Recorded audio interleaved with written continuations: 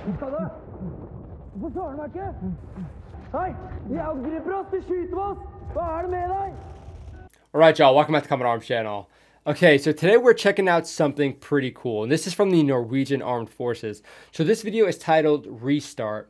Now, from what I can tell, it's basically like a technique or like a process you can use to deal with like combat stress, which I gotta say, we don't really have anything like this in the US military, at least nothing that I've been trained with. I've taken like some classes on like the combat mindset and certain like psychological and physiological effects that you will get with combat. So like the auditory exclusion, how you won't hear certain things, tunnel vision when you start to focus on certain things, or like time-space compression where like sometimes something will seem really long or just really quick whenever you try and remember it after the fact. Now, I've also read some books by Dave Grossman, particularly on combat and on killing, where he talks about a lot of those psychological effects of combat that nobody really wants to talk about or nobody really dives too deep into. So it's really fascinating stuff. I think this video is going to be an eye-opener. Again, it's definitely different from anything that I've been taught. So I'm excited to check it out. So let's do it. Good quality too, that helps.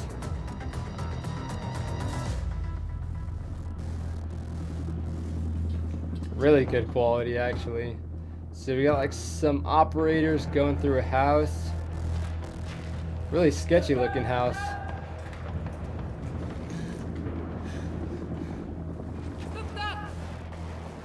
Dude, already I'm liking how they're drawing your attention to certain things, like how he's breathing really heavy, and you won't really realize it. Like if you have like GoPro footage or something, you can see after the fact whenever you're like really like focused on something, or you're like in this space where you're just doing tactics and whatnot, you don't realize how fast your heart is beating or how fast you're breathing until you like hear it on the GoPro. You're like, wow, it sounds like I was like really winded, but in reality it's just your brain trying to get as much oxygen as possible so it can process everything that's going down.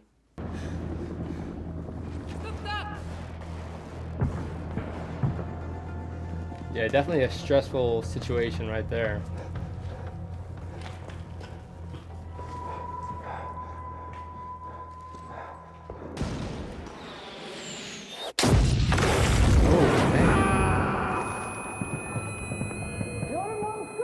Yeah, that's a bad start.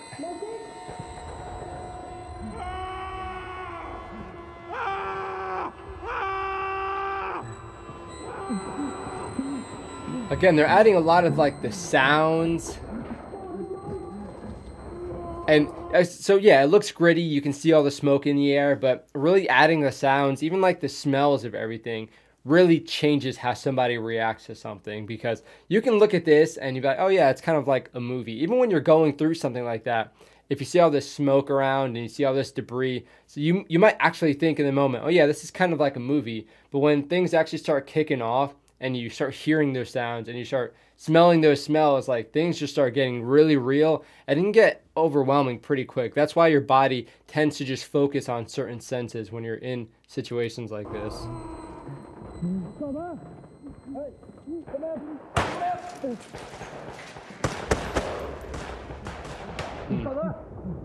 Hvorfor svarer du meg ikke?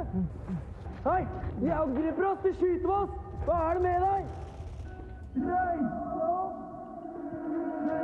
Yep, he's not hearing any of that. Det vi vitne til her en soldat med ASR, altså akutt stressreaksjon.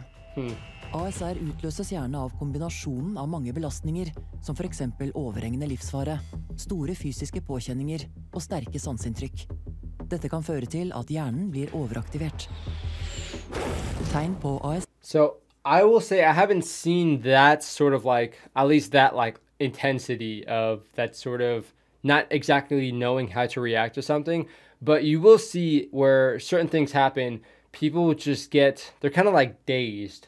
And that's mainly because they're trying to process what just went down, and they're trying to understand, like, did this actually happen? And you will actually hear stuff like that. It's like, for example, when I was in a helicopter crash, there were people literally saying, and I said it myself, like, did that really just happen? So at that point, you're really just trying to like react to it, and you don't really know how to unpack it, which is why your brain just kind of like shuts off for a little bit, because, you know, it doesn't necessarily want to unpack everything that just happened. ASR kan variere, men I hovedsak har vi 3 kategorier. Frys, hvor soldaten har stivnet helt. Dissosiert, soldaten virker apatisk I sin egen verden, vanskelig å få kontakt med, sliter med å feste blikket. Absolutely. Og agitert, hvor soldaten har paniske trekk og mer utagerende. Resultatet kan uansett bli et funksjonelt sammenbrudd. Kort sagt, soldaten fungerer ikke lenger. The soldier has stopped working. 404 error. Hallo! Hva det du driver med? Kom igjen da! En slik situasjon kan være stressende for mange, men dette ikke måten å håndtere det på, og kan faktisk forsterke ASR. Kan ikke bare sitte her! Trenger du? Yeah, it's really hard. Of course, you can train like as much as possible, but until somebody's actually put into that scenario, you don't know necessarily how they're going to react. So you might go through training and they'll be like the most reliable and dependable and just like focused dude of them all. And all of a sudden they're getting put in a situation like this and they react differently from what they expected. And then everybody also is like, why are you reacting like this when we're used to seeing this? So it's kind of hard. It definitely makes sense that it's going to be a little bit agitating for everybody.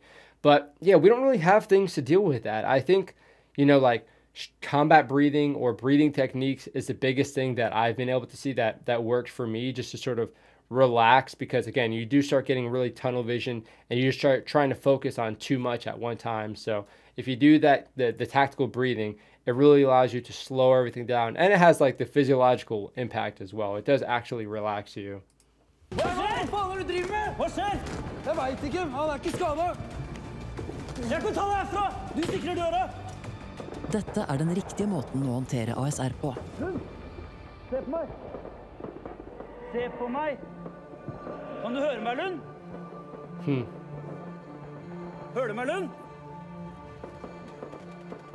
Nå klemmer jeg hånda di, så klemmer du tilbake sånn at jeg vet at du hører meg.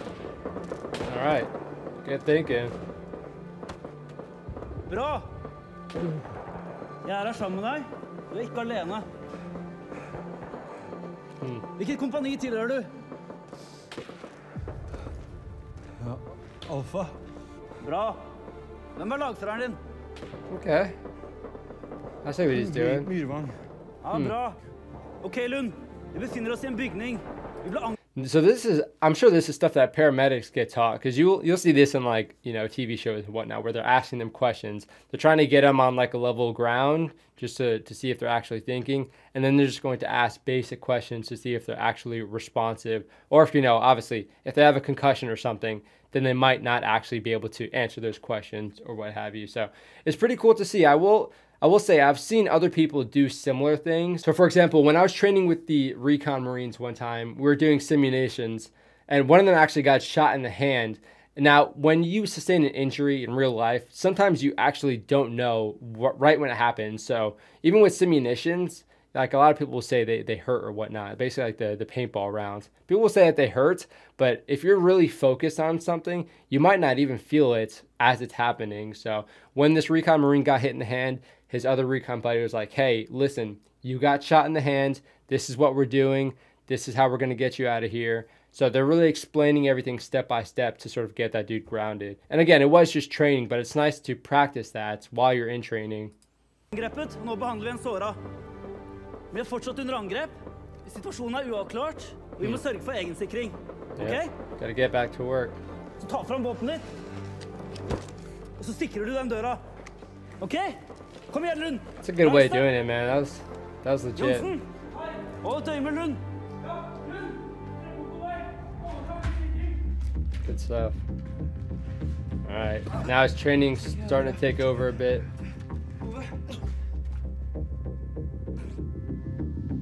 Fremgangsmåten du så her kalles ReSTART-drillen. Den består av 6 steg. All right, let's hear it. Når du gjør ReSTART, vær klar, tydelig og myndig. Re for registrere ASR. Det viktig å avklare at det faktisk en akutt stressreaksjon man står overfor. Da må man først utelukke åpenbare fysiske skader. Finner man ingen fysiske årsaker til sammenbruddet, har man registrert ASR og kan fortsette. That's a good way of putting it. Again, if the injuries don't match what you're actually seeing, then it might be this. Because obviously, if someone gets a concussion, it might be very similar to this. Or like a traumatic brain injury might be very similar. So it might be kind of hard to differentiate that. But if you can, it's nice to be able to have something like this to fall back on. Og kan fortsette. S for skap kontakt. Hvis man er fanget i en følelse av frykt eller hjelpeløshet, blir det vanskelig å ta inn sanseinntrykk. Neste steg er derfor å skape kontakt ved å mobilisere syn, hørsel og den taktile sansen. Nå tar jeg hånda di, og så klemmer jeg den. Så vil du at du skal klemme tilbake, sånn at jeg vet at du kan høre meg. Bra! T for tilby fellesskap. Mennesker er flokkdyr. Når vi føler oss truet, er det få ting som øker frykt så mye som følelsen av å være alene. Jeg er her sammen med deg. Du er ikke alene. A for avklar fakta. Ved å svare på konkrete spørsmål presser man hjernen til å fokusere på logisk tenkning og planlegging. This is like really well thought out. I'm sure there had to be like a lot of really smart people involved in developing this, because this is like really cool. Of course, like the acronym isn't necessarily going to work when you're translating it to English, but it's nice to have a step-by-step. I'm sure you can make a pretty easy translation, like making an acronym that would work in English. But yeah, this seems like really well thought out, especially when we're talking about like the whole humans being pack animals, like the whole evolutionary biology of everything too. Dette vil I seg selv senke frykten. Hvilket kompani tilhører du? Alfa. Bra. Hvem lagføreren din? Good acting too, I gotta say. Myrvang. Ja, bra. R for reetabler tidslinje. Hjernen prøver hele tiden å forutsi hva som vil skje I umiddelbar fremtid, basert på hva som nettopp har skjedd. Ved å gi en beskrivelse av hva som har skjedd, hva som skjer nå, og hva som skal skje, vil man redusere følelsen av forvirring. Vi befinner oss I en bygning. Vi ble angrepet, nå behandler vi en såra. Vi er fortsatt under angrep, og vi må sørge for egensikring. Ok? T for tilbake til oppgave. Ved å sette en person I gang med en konkret og overkommelig arbeidsoppgave, reduseres følelsen av kontrolltap og hjelpeløshet. Dette markerer en restart av normal funksjon. Så ta fram våpenet ditt. All right. Damn, I gotta say, that's really cool. Okay. I'm surprised we haven't gotten taught anything like this in the U.S. military. I guess you're just expected to perform at like peak function all the time, but it is nice to have something like this for sure. This video is really well made too. Like, kudos to this person. Wow. That was really legit. Okay, there we go, Walter Reed. Nice, and the Israeli Defense Forces. Okay, and that makes a lot more sense, especially when I was training with the Israeli Defense Forces. They were talking a lot about like combat mindset. Yeah, it's kind of cool how it kind of all comes together. I think focusing on the physiological and psychological effects is pretty important. So when you're actually put in a situation like that, you're not surprised by what is actually happening. Because sometimes, like, yeah, you might not have control of a lot of stuff, and you might be kind of annoyed by that and agitated by that you don't have that level of control of your body and the situation. So it is nice to have things like this to sort of ground you and put you back, you know, into the fight a little bit faster. But yeah, really fascinating stuff. So if you guys are part of the Norwegian Armed Forces, let me know if you're actively training with this sort of this restart technique, because I gotta say, it's pretty freaking smart, and it's pretty cool to see it in a video like this where it's really realistic, because sometimes, you know, you have some training and then somebody will give a scenario that's kind of detached from, you know, they're not really in the military. They don't really know how the military does certain things. So they might do a scenario and it just kind of gets lost and you don't really have a lot of faith in the technique. But having something like this, it seems really realistic. It seems like it was, you know, sort of choreographed by a lot of people who have been there and done that and been in that sort of situation, which definitely helps make the realism better and gives a little bit more confidence in this sort of technique. But very thoroughly impressed. Again, this was an awesome recommendation from one of y'all. So thank you again for sending in those cool recommendations. Yeah, there's a lot of really, really fascinating stuff out there and a lot of really smart stuff like this that you might not get any exposure to. That's why it's awesome having this sort of community where we can share all this stuff with each other. And just from a YouTuber perspective, I can appreciate the quality that went into this video and the attention to detail that went into it.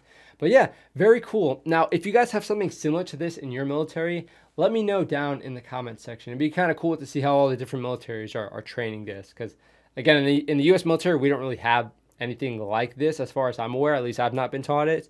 We have like the Cooper's color codes, which are basically like your alertness in combat and sort of like your level of alertness and how much you're actually invested in a situation. You have white, which is you just being completely unaware, or you have like the complete opposite, which is like black, which is you basically in shell shock. So that kind of helps understand it. And then we also have OODA loop, which is observe, orient, decide, act. But that's more of like an initiative-based tactical tool, not necessarily a stress reaction tool.